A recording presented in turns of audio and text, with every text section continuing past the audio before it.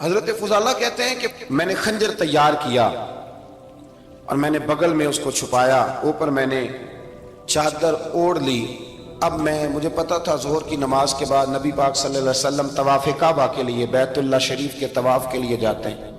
کہتے میں بھی اس طرف بڑھا، رستے میں نا وہ خاتون جس کے گھر میں نے رات آنا تھا، میں نے دروازے پہ دستک دی۔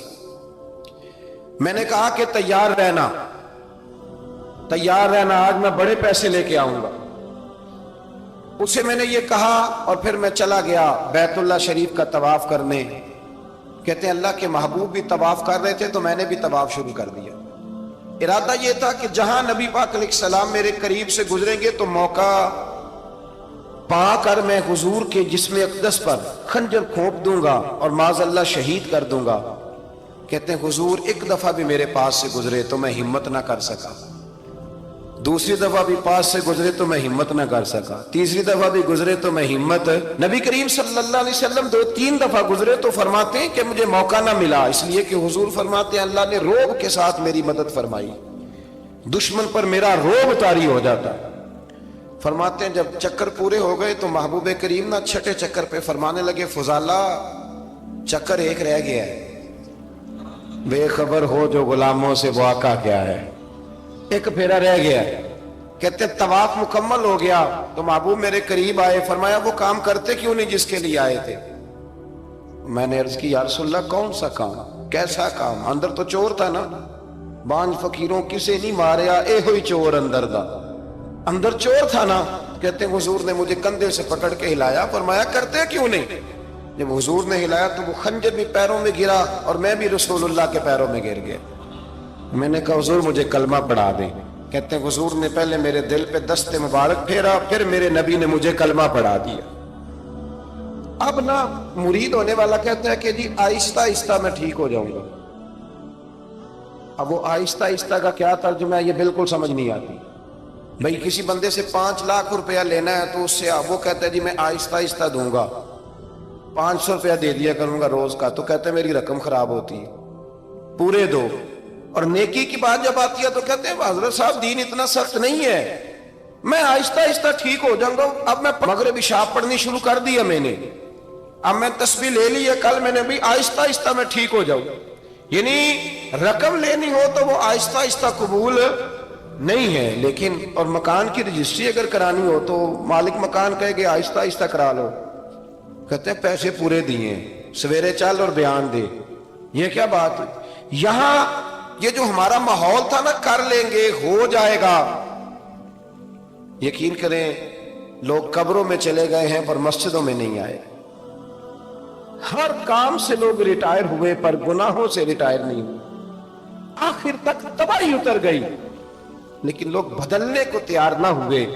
حضرت فضالہ کہتے ہیں ابھی میں نے کلمہ پڑھا، ابھی میں واپس آیا، رستے میں وہ بی بی کھڑی تھی، کہتے ہیں میں وہ شخص تھا کہ عورتیں مرتی تھی میرے اوپر اور کسی کی جرت تھی کہ وہ آئیں بائیں شائیں کرے، لیکن فرماتے ہیں میں بی بی کے پاس سے گزر گیا، پہلے تو اس کا خیال تھا رکے گا، لیکن جب میں رکا نہ تو دروازے پہ آئی، اور جب میں گزر گیا تو اس نے آواز دی، لیکن میں نے سنی انسنی کر دی، جب آگے بڑھا تو میرے پیچھے دوڑی۔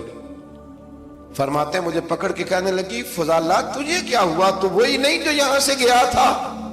آپ فرماتے ہیں میں کبھی نہیں رویا تھا، میں کبھی نہیں رویا تھا، اور جب کہا نا تو وہی نہیں، کہتے میں نے سر اٹھایا تو میری آنکھوں میں آنسو تھے، میں نے کہا میں جو گیا تھا وہ نہیں ہوں، اب تو میں محمد عربی کا غلام بن گیا، اب میں وہ نہیں ہوں، اب نہیں ہو سکتا کہ کوئی میری نظر میلی ہو جائے، یہ کیسے ممکن؟ اب نا اسلام کی تعریف ہم نے یہ کی ہے کہ خبردار کوئی ہمارے قریب نہ آئے، ہم کسی کو بات نہیں کرنے دیتے کہ ہم مسلمان ہیں، ہم بات نہیں کرنے دیتے۔ پتہ کیا بات ہے، ایک میری یہ تقریر ہوتی ہے ممبر پہ، اور ایک میرا عمل ہوتا ہے جب میں سفر کرتا ہوں، جب میں گاڑی میں بیٹھتا ہوں، جب میں دوستوں سے ملتا ہوں، جب ان دونوں باتوں میں تضاد آتا ہے نا، تضاد، تو لوگ تقریر کو جذبات نہیں کہتے، ایک فن بن جاتی ہے تقریر۔ آپ کو پتہ ہے نا وائزین نعت خاں کہتے ہیں میں نے محفل لوٹ لی، پھر لوگ شمار کرتے ہیں کتنے لوگوں نے سبحان اللہ کہی، پھر لوگ شمار کرتے ہیں کہ آج 5 بندے روئے بھی تھے جب میں تقریر کر رہا تھا، تو پھر یہ فن ہے، یہ جذبات کا اظہار समझ ले बात को कि अमल जब आप नहीं ना करते अमल, तो आप खुद बड़े बेचैन रहते हैं कि यार ये मैं क्या कर रहा हूं, ये कौन सा गोरख धंधा है कि मेरा अमल सिफर होता जा रहा है। हमारे एक उस्ताद थे तो वो फरमाया करते थे कि अगर पढ़े लिखे आदमी को तुम बेअमल देखो तो उससे दूर हट जाया करो, वरना तुम्हें भी बेअमल कर देगा। मैंने उनसे अर्ज की, मैंने कहा हुजूर ये क्या है? तो फरमाने लगे अपने हजरत साहब से पूछना, वजाहत करेंगे। मैंने हजरत साहब से कहा जी अजीब बात कर दी है, इल्म वाले बंदे के पास बैठ के तो इल्म आता है।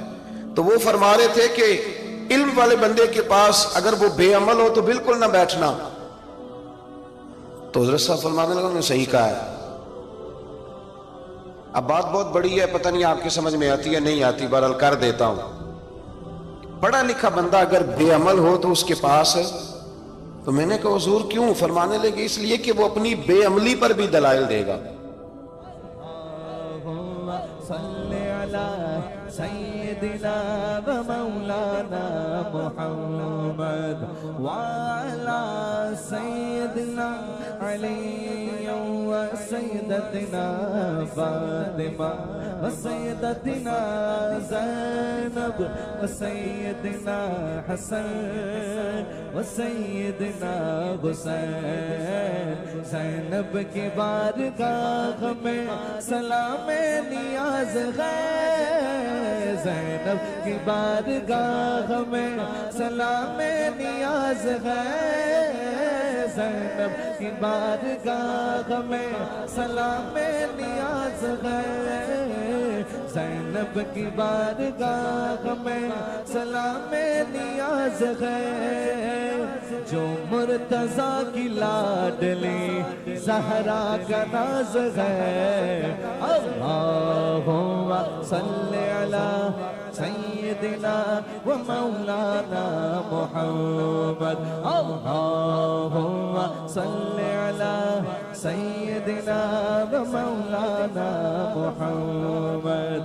ज़ैनब की बारगाह में सलाम नियाज़ है, ज़ैनब की बारगाह में सलाम नियाज़ है।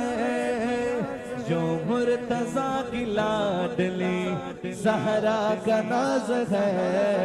अल्लाहुम्मा सल्ली अला सय्यदिना व मौलाना मुहम्मद। अल्लाहुम्मा सल्ली